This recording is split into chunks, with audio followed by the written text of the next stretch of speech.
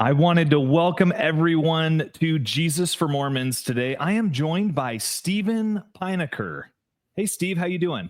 Doing really good, Kai. How are things up there in Hawaii? Oh my gosh, another beautiful, gorgeous day, and I'm super grateful that you are joining me on the podcast today. Number one, I want to put it out there, when our podcast was nothing and had no viewership at all, I had this huge fish reach out to me by the name of Steven Pynakker and say, hey, come on my podcast. And you reached out to me, which I thought was really cool. And I really appreciate. Yeah, I think it's important to me to get more evangelical voices on my channel. Throughout the years, even from the beginning, I've had evangelicals, including one of the first ones was Sandra Tanner. So I really feel it's important that this is a space where all the voices are heard. Yeah, definitely. And I think that, and it's been interesting for me, and I like having open and candid conversations. We've had open and candid conversations, more so in private, right? Since that has happened. And my, being associated with you and being on your podcast has also kind of gotten me a little bit of maybe negative attention on the evangelical side. And I think it's important to kind of talk about that. And I think it's important to talk about it on Jesus for Mormons and have just a discussion about it in general.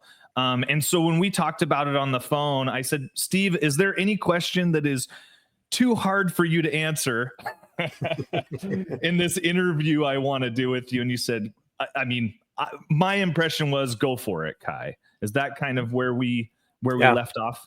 Yeah, I'm that's what I do. So I'm not afraid to ask the hard, tough questions, and so I got to be consistent, right? Yeah, so I think it's really interesting. And in preparation for this, and I'll put it in the show notes below, I was reading an article that was written by Aaron Shalafalov, yes, which was on Steve Pynakker. That was one of the things that was through MRM. And what I can do is I can share, that article, down below. I think we might touch on a few things in this interview. And then I also was reading up on I don't know what I would call it, a letter through Fred Anson. Is Steven Pynakker an evangelical Christian? Okay, Steve, these are not new documents to you. These are not new things to you. I'm sure you've read over them. A little bit. I read over them when this whole thing was released last September. I actually haven't really looked at them since. Other people have. I sent it out to a handful of people, including many evangelicals, who were just quite disappointed in their response towards me. And I was a little disappointed as well. Okay. Yeah. And I think I really want to talk about this because I think it's important to not have people talk past each other, not have there be this dialogue of contention. I think that in Christianity, there needs to be a lot of unity and a lot of strength where Christianity comes from that position, and not from a sense of crabs in a pot. Let's try to tear people down. Yeah. That's what I would call it. I don't know if people are familiar with the idea of a crab in a pot, but it's this idea that as some crabs could escape and do good things with their life, but other crabs pull them down and bring them back into the pot. If any of us have ever thought about that. And I just want there to be an open dialogue with this. At the end of this conversation, I wrote down 2 goals that I have. The number one goal is that God is glorified in our discussion. Like, that is the number one goal. And the second goal is for my viewers to have a better sense of who Steven Pynakker is. Do you think those are fair goals, Steven? Let's have at it. It sounds fair to me. Okay. So one of the first questions I want to ask you is, what does evangelism look like? Like, what is the purpose of your channel in evangelizing to people who are Mormon, ex-Mormon, evangelical? Like, what does that look like to you? And I think, and actually kind of want to kind of contrast it with proselytizing. Okay. I think evangelism is living and sharing the gospel in any way that it manifests itself. And by what I'm trying to do is model good Christian behavior by how I actually conduct myself, so that people can see that I'm not just talking or saying things or writing things out on my computer, but I'm actually living out the principles that I believe in and actually operate in that world. So evangelism to me is having dialogue, having conversations, be respectful of people from different viewpoints, and also point out when we have differences. And so I have Latter-day Saints come on all the time. And what I try to do, and I have a large Latter-day Saint audience. I've had Latter-day Saints tell me, "Oh, we watch your program because at any moment the Holy Ghost might show up." They get spiritually edified by watching my program, which to me, I want to edify people. I want the Lord to work through me. Not that it's my work, but it's his work through me to just help draw them closer to Christ and having a personal relationship with the Savior. And that to me is actually the most important thing. And I always tell people, and this gets taken out of context, and this was taken out of context in one of those pieces that were done on me. So I don't care what building you go to on Sunday morning. God don't care what building you go to. The question I have for you is, do you have a personal relationship with the Savior? Which they always leave that out. And I think it's really important that that's there, because I want people who are in their faith journeys and their faith walks. I'm not there. I want to meet you where you're at. So, and a lot of people don't understand, there's a lot of things that go on off camera. I'm counseling, and I'm not certified for this, but people reach out to me because it's one of the few people they feel they can talk to. They can't talk to their bishop. They can't talk to other people, but maybe it's a couple that's in a mixed marriage, or maybe it's the people that are having a faith crisis and they want to talk things through. Now, do I try to bludgeon them and say, "No, you need to leave that church, blah, blah, blah"? And I said, "Listen, just tell me where you're at." And some of them are like, "You know what? I just love Jesus, man." I said, "Amen. Just love Jesus." Mm. And that's and make that the basis of your faith. And Okay. and that's just, to me, it's like Jesus for Mormons. Yeah, Steve's for Mormons. I mean, I have a heart for the people. I love the Restoration Latter-day. I have a heart for Joseph Smith. I feel like I have a lot in common with him, especially the young Joseph Smith. So to me, it's like I just sense that I just have a very charitable view, a more charitable view than normal of the Restoration coming from the evangelical camp. But I honestly think that if I was just doing what everybody else was doing, I'm not furthering the conversation. If it's just about bashing the church and showing what's wrong and how or where they disagree, it's like, then we're not actually moving the conversation along. Like I talked to Dr. Kyle Bashirs about this. I said, one of the privileges that we have is that we get to see the pearls of the Restoration, that the critics, the people outside protesting or writing hit pieces on Latter-day Saints, we get to see the pearls of the Restoration. I said, and once you see them, you can't unsee them. And there's a beautiful spirit in many people, individuals. And again, I'm talking about individuals. I'm not talking about institutions, that are wonderful Christ-centered followers of Jesus, and that they love the Lord.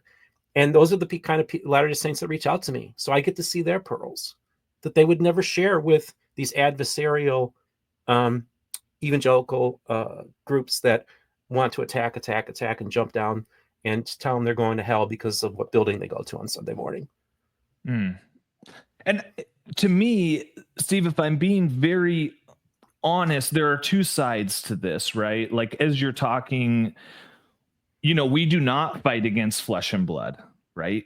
But we fight against principalities, against dominions, against, those forces. There's that side of it, this loving and compassionate, side of me that is very much aligned with you. Like, I see people in faith crisis, and there's a very human side of me that is just like, I've been there, and that is terrible. and it sucks to be there. I mean, it's really, really bad. But then there's also this doctrinal side of me, or maybe this theology side of me, that says that as I see people walk into a Mormon church, those people are learning a different message of who God is and who they are in relation to God. And so to me, I make that distinction of, I do believe it matters, right? Because does that make sense, Steve? I think our differences do matter, and I think that the beautiful thing about it is I'm able to go on very faithful Latter-day Saint podcasts. I mean, we're talking about some of the biggest ones out there, right? And have been invited to go on some even larger ones, and I'm able to articulate, if you will, confessional Christianity to a Latter-day Saint audience, and they receive it, and they're appreciative of it. And so for me, it's like I'm literally just sharing the gospel with the Latter-day Saints, telling them this is where we agree and this is why we disagree. You know, Jesus, God having a body, that kind of stuff, but then get pushback from Jacob Hansen. Well, Jesus has a body. I'm like, hey, let's have that conversation, Jacob Hansen, and we do. You know, that's the beautiful thing, is that we're able to look. I spend hours on what you see on camera is a minuscule compared to the kind of really important conversations I'm having with Latter-day Saints. They're very influential, and also but not more importantly, the people you've never heard of that will never go on a podcast, having those kinds of conversations with them. And you understand, is like, look, the evangelical church is so big, so powerful. And so it has such a major influence on the Latter-day Saint world. Many of them have told me that they grew up watching Billy Graham. Many of them, hearing Christian messages.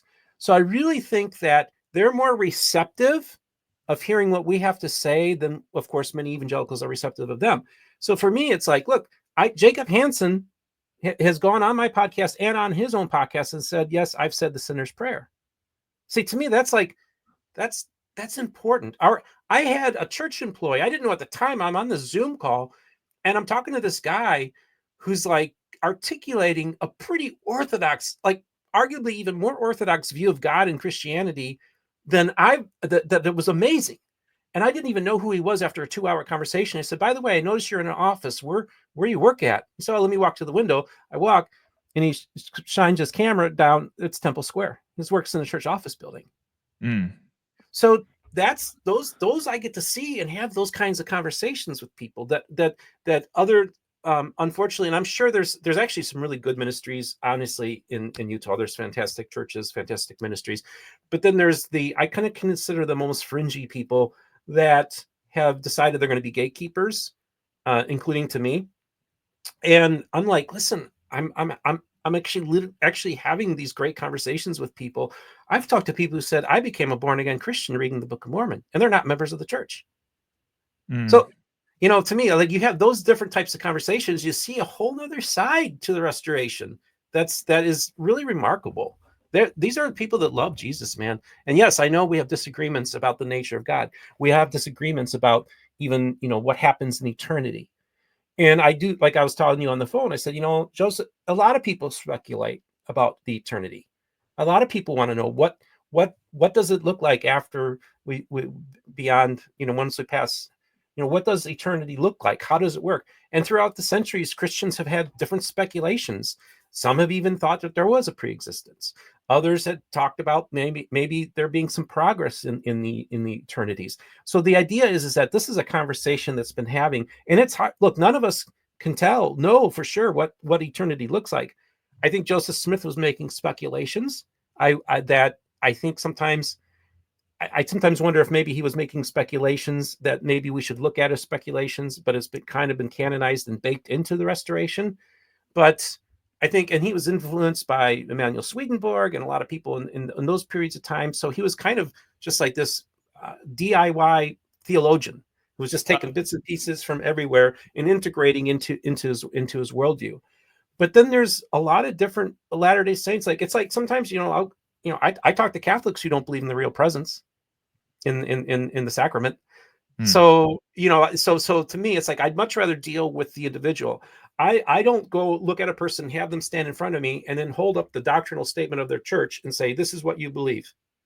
Okay, I'm going to judge you based on the doctrinal statement of your church.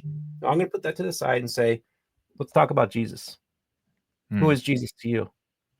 And have those kinds of conversations. And when you put aside the doctrinal statements, the man-made creeds and theologies and the philosophies of men, and you just have a conversation about Jesus and put that at the center of the conversation, which I always try to bring the conversation back to the center is Jesus. That's why I do this thing called the 3 questions that I tell evangelicals. These are the 3 questions you need to ask a Latter-day Saint. 1, what is your favorite Book of Mormon story? 2, what is your favorite Bible story? And 3, who is Jesus to you? And if you start off that conversation with Latter-day Saints that way, it's going to be a much more positive and constructive conversation rather than just trying to badger them with their doctrines and their statements of beliefs. Let's admit, on a personal level, I'm much more interested in, like I tell people, I'm a fruit inspector. So if somebody goes to me and says, I'm a Christian, I'm like, okay, let me see the fruits. And if I see good fruits, then I'm like, okay, obviously I see the fruits. It's real simple. Jesus gave us the formula. And so if I see good fruits, I'm like, okay, they're probably a Christian. But ultimately, I don't know. God's the ultimate on that. I think it's way above our pay grade to be these gatekeepers that determine who's in and out, who's an evangelical, who's a Christian. To me, it's like, no, like, let's sit down. Let's sit down on Zoom and look eye to eye and have a conversation rather than get behind the keyboard and attack me. Why not get to know people? Yeah, I think it's just really important to be on a personal one-on-one level with people, and that's where it's at. I think that's exactly how Jesus would handle it. Yeah, and I think we've had that, right, Steve? I call you, you call me. We've had dialogue, and I still think this is a for me personally, this is a sticking point though for who Jesus is and what Jesus and I think about it this way. The Muslims, right? They see Jesus as something, and they see the deity of Jesus as a certain way. And they actually regard Jesus in a certain way with a certain reverence, right? Jews see Jesus in a certain way. They obviously don't acknowledge his deity as well, and what he is and who he was.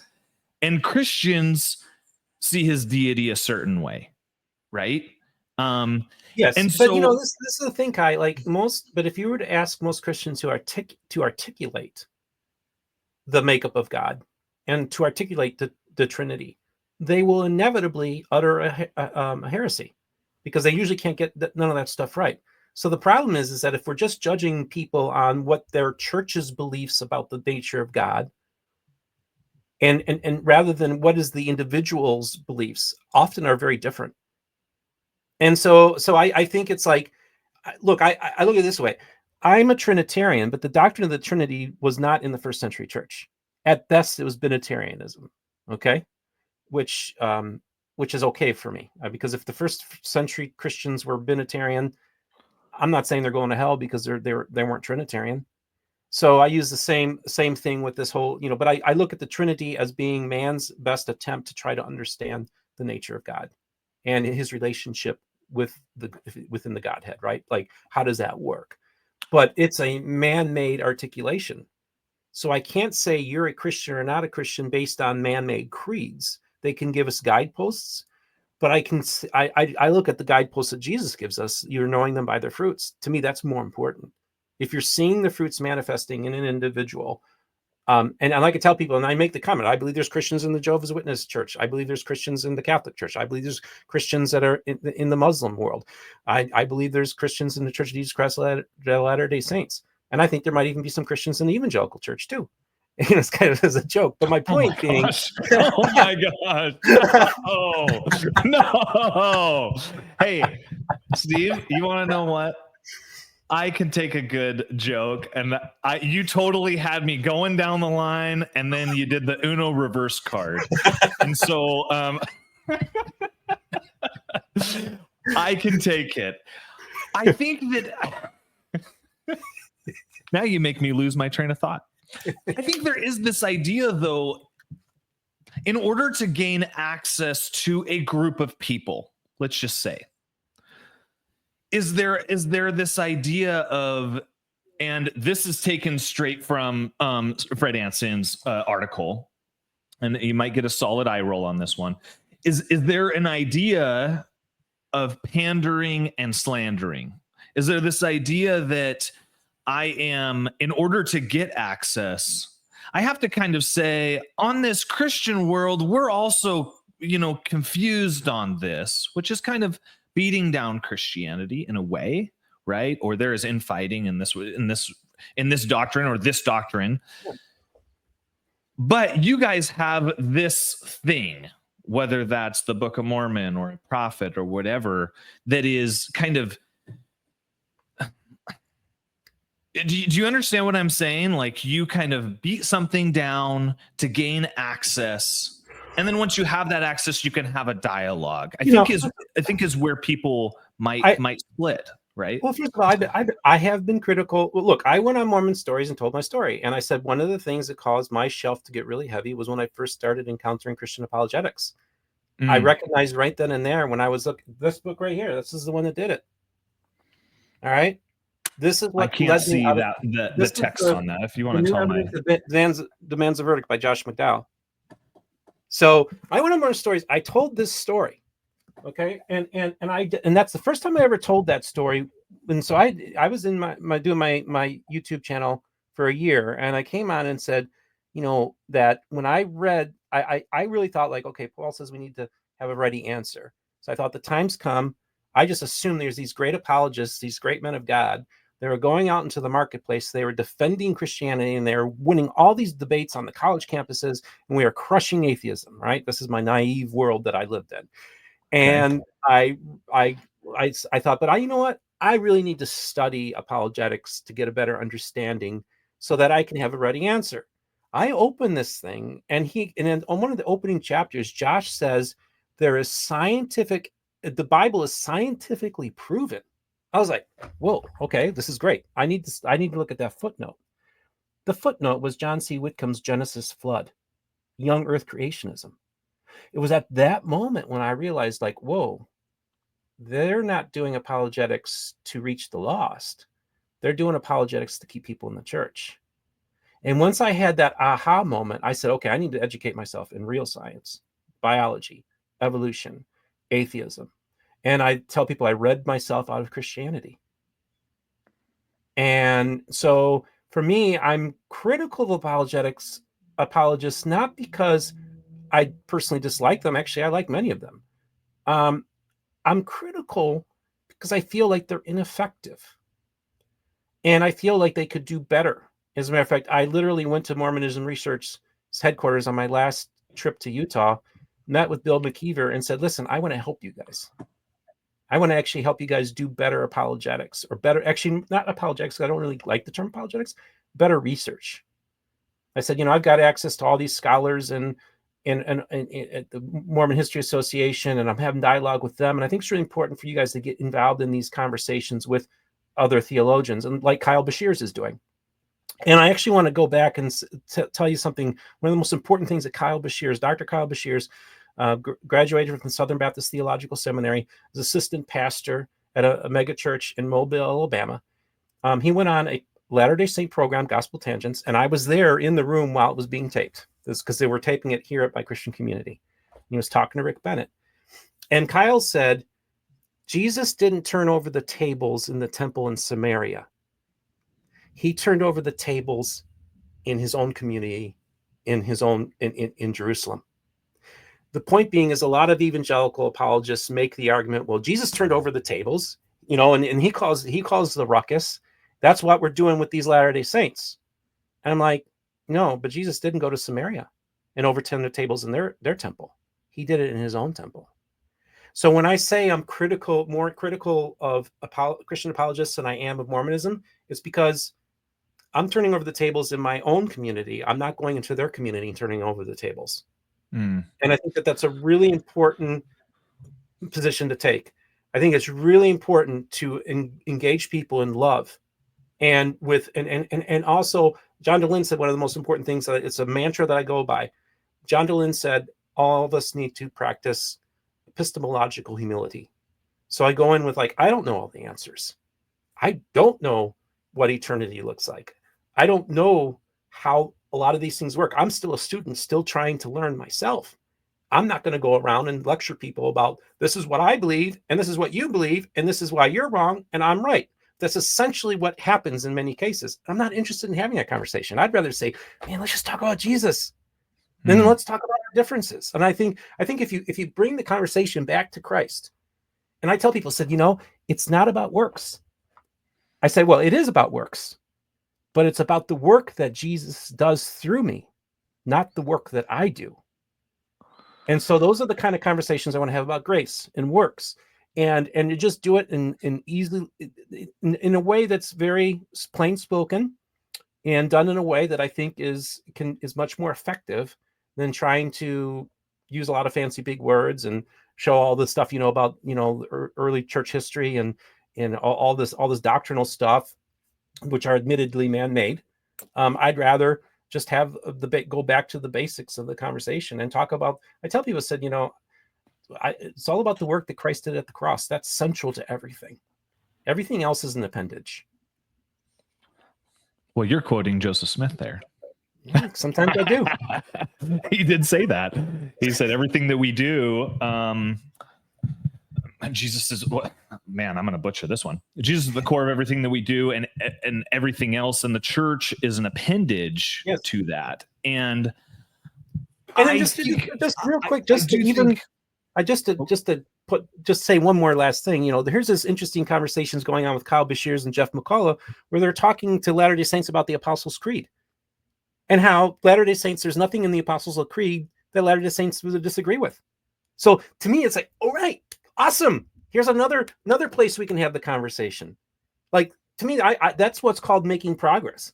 I mean, the fact that the church is changing on the Google Maps, the Angel Moroni to a cross. I mean, they're embracing the cross, which was verboten at one time with David O. McKay's correlations. I mean, I just think that over the course of time, like, I'm a long-term person. I think over the course of decades, we could start seeing more and more of these changes happening in the church. And I tell people the Church of Jesus Christ of Latter-day Saints ain't going anywhere. The other thing I feel like it's important to, what if you want to call it a ministry, is to advocate for reforms in the church in my own little way, talking about more transparency from the leadership and finances, and say, like when I had that bishop, that ex-Mormon bishop that resigned from the pulpit last year in Mississippi, and was on these. It was only on two podcasts. He was on Mormon Stories, and then a few days later, he was on my channel. Now, he did the whole Mormon Stories thing. That was great. He did that whole thing. But then he came on my channel, which is a faithful audience. Of course, Mormon Stories would be mostly, more critical, of course, right? An ex-Mormon. And goes on my channel to a more faithful audience. And we said, look, you know what it's like to be a bishop and how difficult it is and the lack of training they receive. What are some things you could do to help reform things so that bishops are able to do a better job?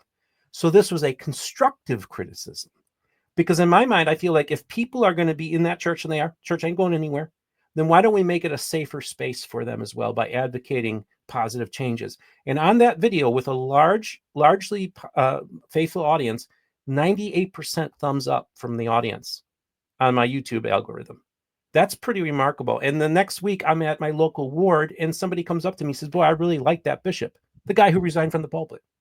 So to me, it's like, I'd much rather have those kinds of dialogues and conversations, and also try to advocate for positive reforms happening in the church. And then, because I come from a Reformed tradition, and we believe the church should always be reforming. And so I think that's another important thing as well. Look, these are all fellow image bearers. We all are. And they're all created in the image of God. We're all created in his image. And so I think that because we're all fellow images bearers, we need to have this really, we're all sacred in that sense, because we're created from his image. And so I think that we need to have our conversations based on this. And when I first started this channel, God had put me in a place where I was on one side of the street with this group of people holding up signs, and then across the street were the other people holding up signs opposing my worldview. And God put me there, and he said, now look at those people across the street. He said, just remember, those are also fellow image bearers. So when you're engaging people you disagree with, just say fellow image bearer, fellow image bearer. And there are times when I'm talking to somebody and I can't stand it, and I just have to say fellow image bearer, fellow image bearer. Well, is there a point though where you have to sacrifice some of your core beliefs in order to minister in that world? So, and that's kind of where I'm at, is I look at it and I've said, fresh coming out of the Mormon church, I don't know what my theology is. Are Mormons Christian? Are they not Christian? Do they believe the same Jesus? Do they not? You get all of these different things. And so I think to have people in the middle can really muddy the water, as opposed to having this clean break from, this is a different gospel. This is being taught. This is a different Jesus. This is a different, that makes a really clean break for who God is and who we are, right, in relation to him. And so to say, like, okay, there are some sacrifices I'm making, and I think that I haven't done enough research on this to say if maybe Paul was doing that, right? When he's talking about the temple of the unknown God, is he making a sacrifice there? I'm not really sure. When he's trying to speak to these people, I mean, that is obviously not that would obviously be a controversial take for somebody to do right now. I am in many ways, I'm patterning myself after Paul by having these conversations. I think I'm very Pauline in that way.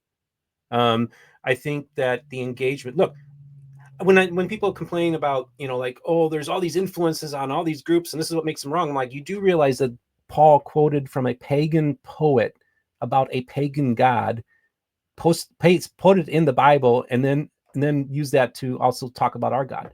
That's pretty. In him we move, and I forget that. I can't remember it off the top, but I'm just saying he's literally taking pagan poetry and putting it in the Bible. Can you imagine if Christian apologists were using pagan sources to bolster their belief system today? They'd be, you're out of here. What are you doing? You're that's the wrong team. You didn't make a clean break.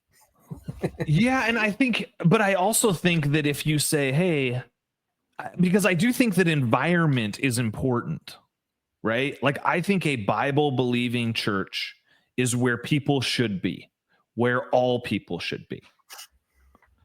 And I think to muddy that and have all of this other theology, whether that's the temple, whether that is, saving ordinances, saved by grace after all we can do, all of these very problematic things being taught in a Mormon church every single week. I mean, that's where maybe me and you diverge in, I don't care what building you go to.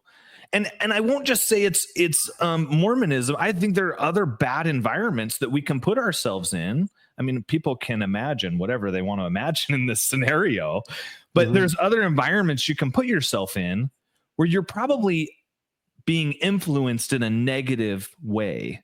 That may not be the most positive. And I think that's really where, we're going to probably split on this discussion and just say, I think that by having it say, I don't care which church you go to, I think that kind of muddies it. I always say, I don't say what church. I say, I don't care what building you go to. Because to me, the church is not a building. A church is the body of Christ, which are the individual members. So I believe that, you can be in communion and be in fellowship with people that attend various buildings, but that's just all that it is. It's a building you go to on Sunday or Saturday. The church is the people. So that's even the idea of what is church. Well, Bryn Jones, who was a leader of the charismatic movement church in England, I went to a camp meeting where he was talking, a weekend retreat, and he said, "What is the church?" He says, "Bible tells us where two or more are gathered in my name." So he said, so when the two of you are together, that's church service. That's church. So you and I having this conversation, we're having church right now.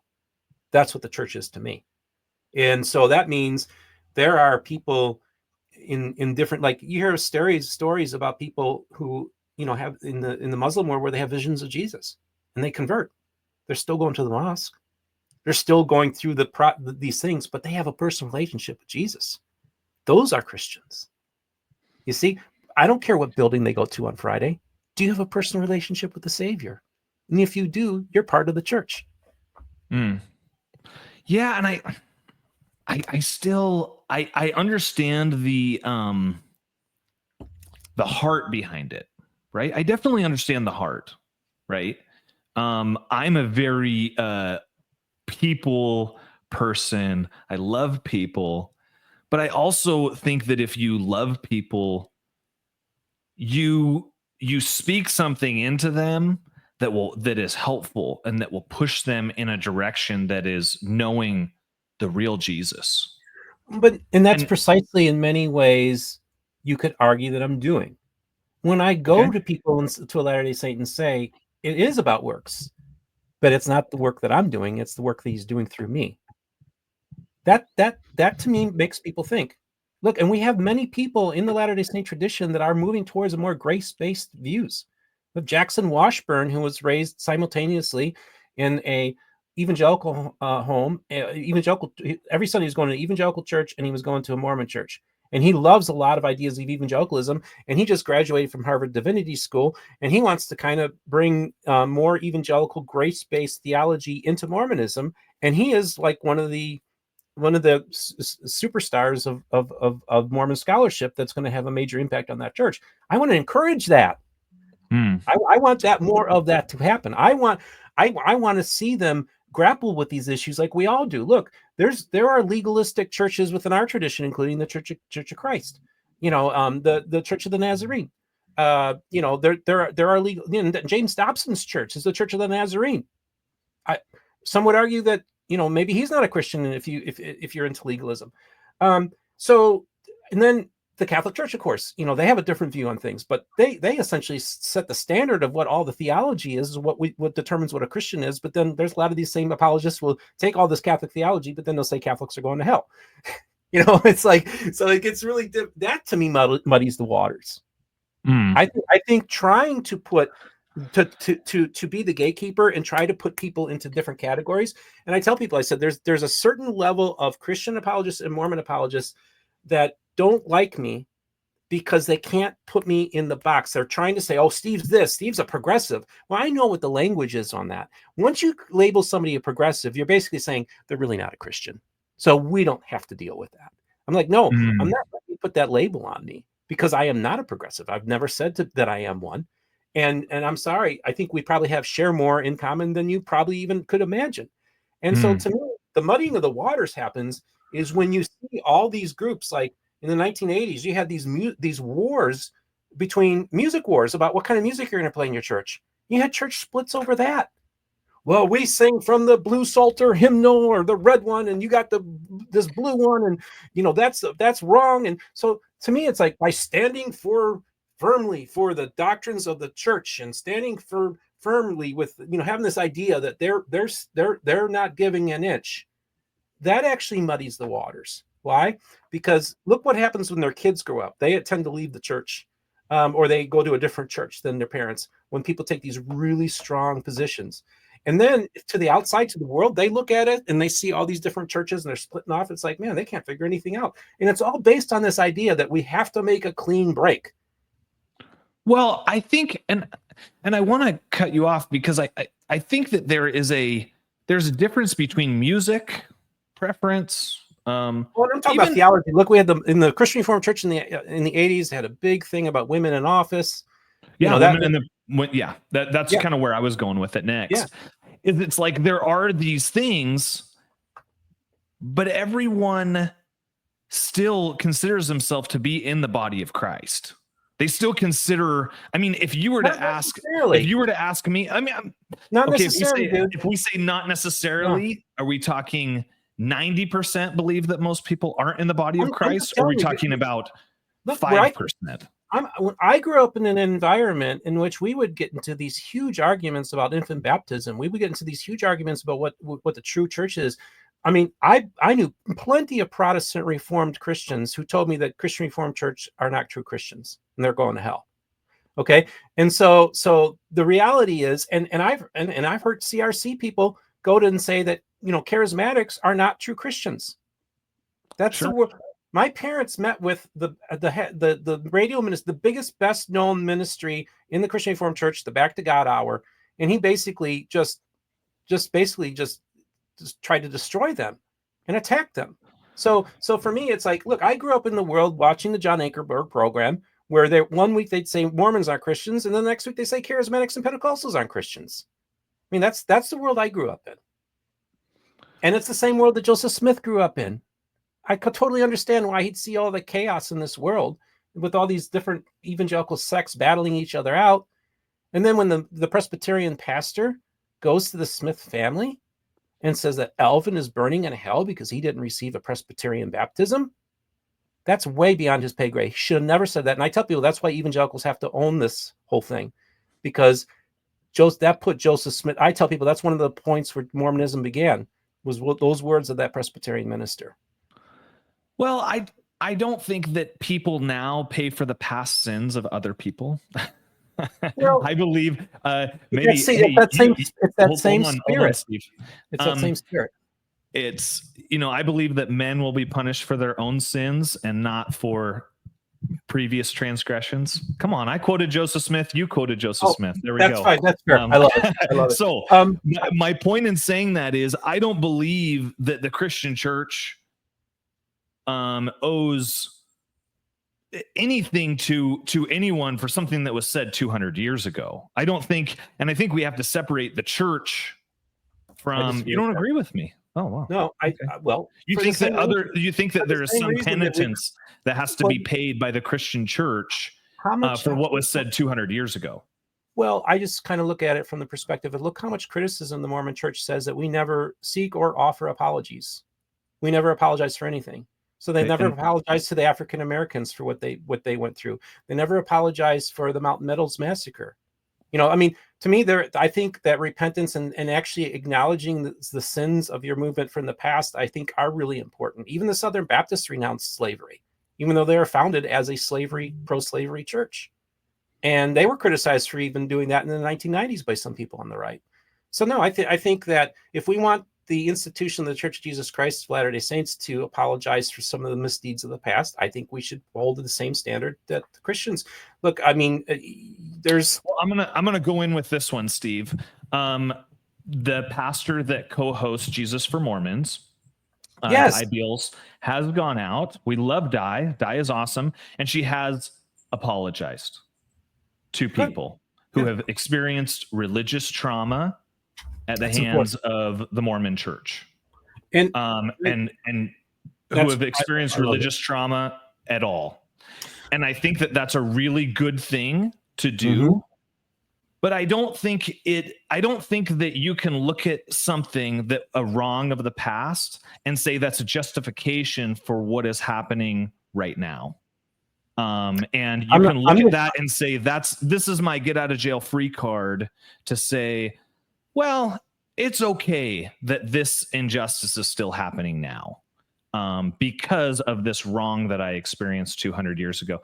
I believe that the Mormon Church and the Mormon leadership has wronged me of years of my life, preaching a gospel that I believe is false.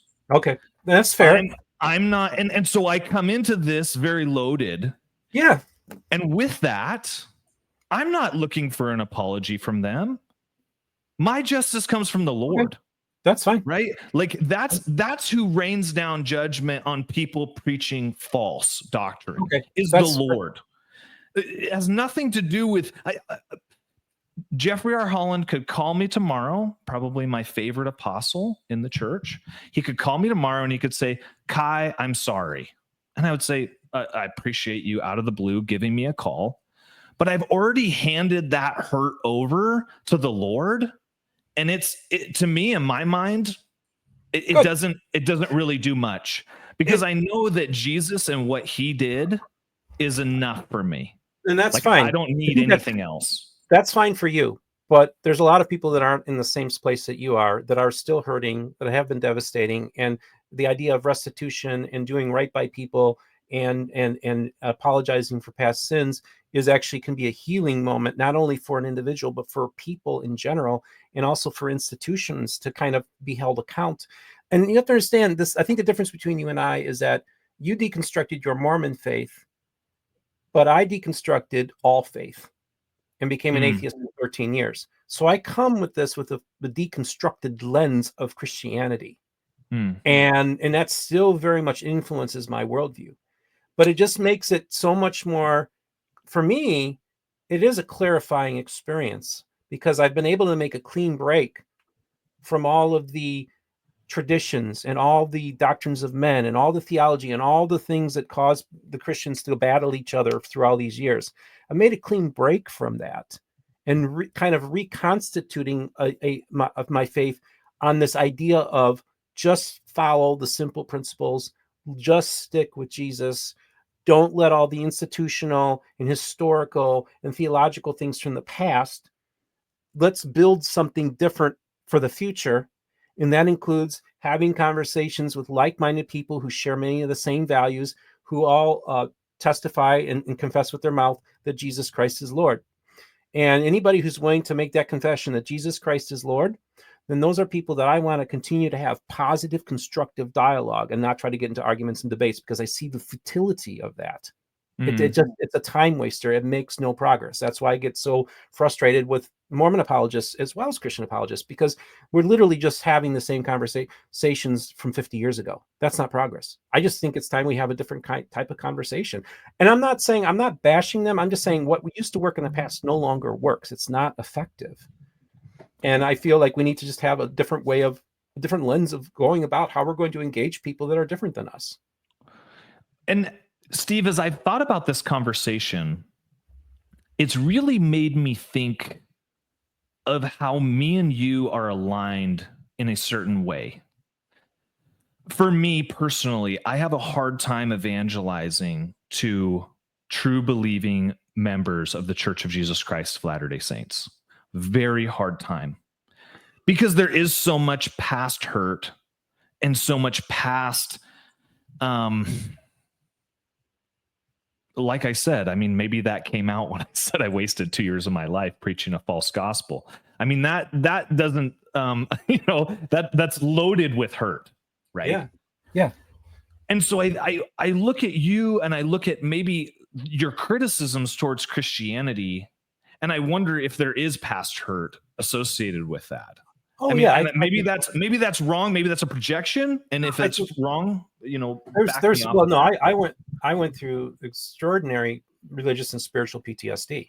I spoke with Randy Bell, who's an expert on PTSD and had a podcast about it and wrote in books about it. He told me, he says, I don't think I've talked to somebody that's experienced more PTSD than you, Steve. And this is a guy who literally goes for insurance and justice. He's called the master disaster, goes around to the places of human caused disasters. So he's one of the first people on the scene at the Heaven's Gate compound, one of the first people at the 9/11. He was one of the first people at the Pulse nightclub shooting in Orlando. He's one of the first people at, he was involved in consulting the O.J. Simpson, the Nicole Brown Simpson family during the O.J. Simpson trial. This is a man who's seen trauma firsthand and has seen evil in its eyes. I mean, he still believes. Now, he was Latter-day Saints. Now he's a Protestant Christian. But he said, I don't think I've seen somebody who's experienced more than you. And I said, dude, it's just my story. There's nothing to it. So that's part of my story that I talked on Mormon Stories too, is about how Jesus is causing healing in my life. And I will tell you, the Lord showed me, I feel like early on, the Lord gave me an image of a particular apologist and basically said, I'm sending you here. I got the impression I'm sending you here to help clean up the mess that he made. And so that's kind of like my mission, is to clean up the mess that some of the hurt things, some of the horrible things that these apologists have said about evangelicals, have said about Catholics, have said about Jews, have said about all the other people that are different than them, including the LGBTQ community. I think it's really important to come in there and say, listen, this ain't about the labels, and this ain't about the building you go to. This is about, do you have a personal relationship with the Savior? And is he working through you? Are you doing it? Are you doing the work, or is he doing the work? Is this his ministry, or is this your ministry? And to me, that's like really important. That's why the man-made stuff can be helpful. Calvinism can be helpful. The Wesley brothers can be helpful. Lutheran can be helpful to inform the conversation. But to basically kind of canonize these people and make them part of your worldview, that the lens that you view the world, I think it can be very dangerous. So I think that, de facto. Well, can I throw Joseph Smith in there? Yeah. Joseph Smith. If Joseph Smith gets in the way of you having a personal relationship with Jesus, you need to push him out of the way. Okay. So I look at my whole generation, looking at the problematic church history things, and saying, I will never step foot in a church ever again. Any church? Any church. I told somebody that I was baptized into an evangelical church, somebody that I used to be in an elders quorum presidency with. And he laughed. He thought I was joking. He said, that is the most ridiculous thing I ever heard. I said, no, man, I had this encounter with God. Yeah. And it changed my life. Yeah. And I think that that's maybe where I look at some of this. And you had Jacob Hansen on. Yeah. You said he said the sinner's prayer. For me, when I did that and I gave my life to Christ, everything changed for me. Okay. It wasn't a nominal, hey, I went down Romans Road and read all the things in Romans, and here I am. I did it as a fail-safe Hail Mary. It was not that. It was, Jesus, I give everything to you. Everything. My goals, my ambitions, my theology of my past, all of that gets laid down. And I walk a completely different life after that. I am changed after that. And, I think it's important. I really want to honor your conversion experience, but I always tell people, I say, I'm not going to base other people's conversion experiences based on mine. So I look at it this way, is that when somebody says the sinner's prayer or gives it all up and says, Jesus, I'm putting everything, I'm giving you everything, and I'm going to sacrifice. Sometimes it can be an instantaneous, life-changing thing. Other times when somebody does it, maybe we don't see it manifest itself right away, but that might plant the seed that you slowly but surely see this person being turned into a new creature. And for some people, it might be an immediate process. Other times it'd be like, I've noticed there's something different about you. And I speak to that too. I mean, I think that your theology changes, your lifestyle changes. You start to see you start to heal, right? You start to heal from all of the bad, spiritual things or whatever trauma that people have. Like that is something, but in a way when, and I shouldn't cast any judgment on Jacob Hansen, but in a way it was like a token thing to me. And maybe that's my own projection, and maybe that's wrong, but I think that it should make you say, I reevaluate my theology because I'm putting Jesus so much higher. And I reevaluate the false things that I've been taught in my life, and I'm willing to sacrifice those to follow Jesus. I think that's fair, and I think actually I want Christian apologists to consider doing the same thing. I think sometimes when I see a legalistic spirit, when I see things where everything has to be done by the book, and in order for me to talk to you, Steve, you have to do this, this, this, and that. I'm like, none of that's in the Bible. One of the stipulations was I need to be a member of a local church. That's not in the Bible. But okay, then I join a local church, and that's the wrong local church, Steve. It just So, I was in the process of looking for a church. But, the beautiful thing was, I remember when I went on Mormon Stories, and I really thought I was going to break down and really be like, oh my gosh, because I'm going to talk about past childhood trauma and all the abuse that I received.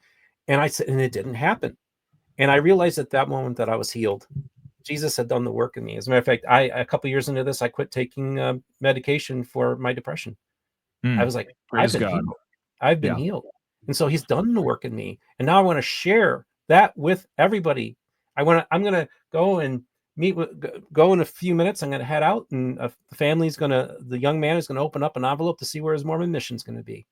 And I'm going to be there and just be supportive in my own way, and just show how much I just really appreciate these people. These people have opened their home to me. When I was in a hurricane, they let me use their shower. Really? That's Christ-like. Yes, That's beautiful. This is to me is the beautiful thing. I had the Bickertonites, who are Book of Mormon believers. I stayed at their place during the hurricane. There was plenty of Christians who lived around here. They didn't offer that.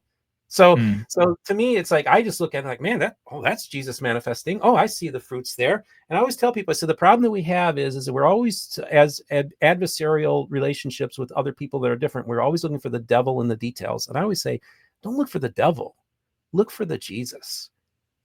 And then you can see that and once you start looking for Jesus, you'll find him in a lot of different places you would never expect, and be blown out of the water and realize that the grace of God is so awesome and so powerful that's beyond anything that we could comprehend. And rather than us fighting here on earth, and making us look like fools to the world, let's be a light. Let's be that salt. Because I feel as a people, in many ways, we've lost our prophetic our prophetic voice by trading it in for raw political power. And I think that's been a detriment to my community. And I think the time, and like I tell people, I said, I left the evangelical community 20 years ago, the village. And when I come back, the village is on fire. And it is. So for me, my heart goes out to the people in my community. That's what I love. That's what I want to minister to as much as anybody, because I love the evangelical world. And I think that my story can be part of the conversation that can also be helpful to keep people from leaving the church, or maybe find a way back. More importantly, not to the building, but to the church, the body of Christ. I would say that the evangelical church is on fire too, for the Lord. Full revival. Let's go. Let's go. Okay. I so wish that was true. I really do. We really do need revival. We really do. Oh, I believe it, and it's coming. Okay, amen. I believe in the Mormon revival. I'm going to throw that out there. I believe that a massive theological change can happen in the Church of Jesus Christ of Latter-day Saints. They can put away all of those old doctrines, everything that is taught in the temple, and they can just follow Jesus. And they can know who he really is. 17 million people worshiping the one true God. I believe that can happen. I believe that is really what could happen, and nothing is greater than what the Lord could do in that perspective. And I would hope that really happens. Steve, Kai, hopefully you feel like this has not been too contentious. No, matter of fact, I'm really pleased with how Christ affirming this conversation was. Yeah, and I think that one of the criticisms that I want to end with a positive, okay, is it was you shared that you shared with me even before we hit record on this podcast that you are going to share you shared the Bickertonite Book of Mormon with people. Yes, a pocket size a Book of Mormon from that sect, and that was something that was donated to you. Yes, from another group. Mm-hmm. This is actually something that is really near and dear to my heart. As I was serving a mission in St. Louis, Missouri, someone didn't want to have a conversation with me as a missionary for the Church of Jesus Christ of Latter-day Saints, missionary tag on, the whole nine works. They did not want to have a conversation with me. But what they did is they handed me a small red letter New Testament Bible. I read that, and it definitely piqued an interest in me. I don't think it was something that made me say, "Oh, I want to leave my mission and follow the Christian idea of being saved in Christianity," but it was something that I read and I thought, right on, this is really, really cool. And so with that, as a peace offering, if you feel like this was really contentious, I would love to send you 20, so I put a number on it, 20 CSB Okay. pocket-sized Bibles. So I'll get your address, and I'll ship those over to you as a peace offering. That is so great. That's what I've been going. I said, I had this brother who gave me these Book of Mormons, and I loved it, and I appreciate it. And so I said, I'm going to start giving these to Mormon missionaries. So every Mormon missionary gets a Bickertonite Book of Mormon. They're like, what is this? And gets their wheels turning. And I want to give them a New Testament and say, hey, here's, and I love it because I even put it out there.